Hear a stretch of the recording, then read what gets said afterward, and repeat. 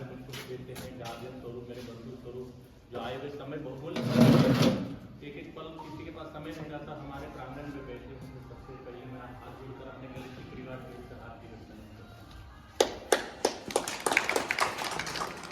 सबसे पहला हमारा रीजन है कि जो हमारे बच्चे गलेक्सी के पढ़ रहे हैं, हम तो शिक्षा दे रहे हैं, हमारे जो ट्यूशन रूपी शिक्षा दे रहे हैं हमारे बच्चों को, जिनका होमवर्क पूरा करवा रहे हैं हमारे अगल बगल के गांव में लोग, तो उनसे हमारा एक मिलन समारोह आयोजन रखने का प्लान अगला साल ही था।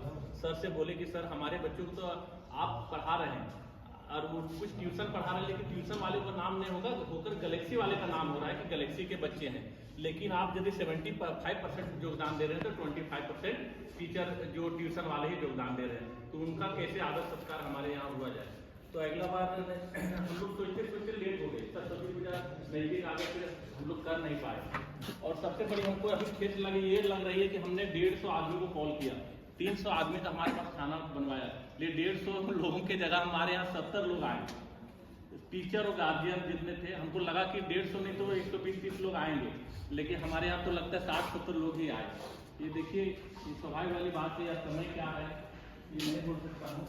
और आप रहे बात गलेक्सी की, गलेक्सी हमारे जितने ग्रुप हैं, हम हर हफ्ते में मंगलवार को मीटिंग लेते हैं कि हमारा सिस्टम कहीं टूटे नहीं। जो हम सब लोग से बोलते हैं, जो माताएं एक समोसा नहीं खाती हैं, 60 रुपए का स्लीपर चप्पल पहन के आती हैं, वो गार्ड से खोल के उनकी दादियां 7-7 हज़ार 8-8 हज़ार रुपये बिल पे करती है। यदि उनको सही उचित शिक्षा नहीं दिया जाएगा तो इंसाफ नहीं देगा, इंसाफ होगा। बोली सर लोग से हम बराबर इन लोग का मीटिंग नहीं करते हैं और उनकी आवाज में बोलते हैं यदि हमारी प्रॉब्लम हो तो हमको बताइए, लेकिन आपका प्रॉब्लम हो तो आप बताइए, लेकिन मेरा शिक्षा टूटना नहीं चाहिए, वो क्लास मिला नहीं होना चाहिए। अभी आप देखिए हम इतना बिजी होते हैं कि हम ज्यादातर स्कूल में नहीं समझ दे रहे हैं, क्योंकि हमको डर लग रहा है स्टाफों से, कहीं हमारा स्टाफ गलत ना कर दे, कहीं ढीला ना हो जाए सिस्टम, गार्जियन हम तो रूठ ना जाए, गार्जियन को तो गलत फहमी ना हो जाए। ये एवरेज में हम अनिटेम शिक्षा के प्रति काम करते हैं।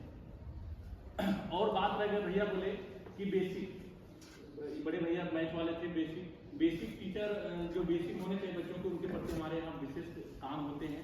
अब हमारे जो जूनियर टीचर पीछे लगे हुए हैं, सब क्रिश्चियन लोग हैं, उनके आधार से बराबर बढ़िया से रेगुलर काम हो रहा है, हम उनकी कॉपियाँ चेक करवाते हैं। और भी हमारे यहाँ है जो कोई टीचर से मैंने लीजर में रहते हैं, जैसे घंटी उनकी नहीं मिली तो उनको फिर पीछे भेज देते हैं कि आप जो टीचर जूनियर पढ़ा रहे हैं उनका चेक कीजिए कॉपी, क्या कहाँ माइनस प्लस कहाँ क्या दिक्कत चल रहा है, वो काम होती है। हर एंगल में हमारी गलेक्सी काम कर रही है।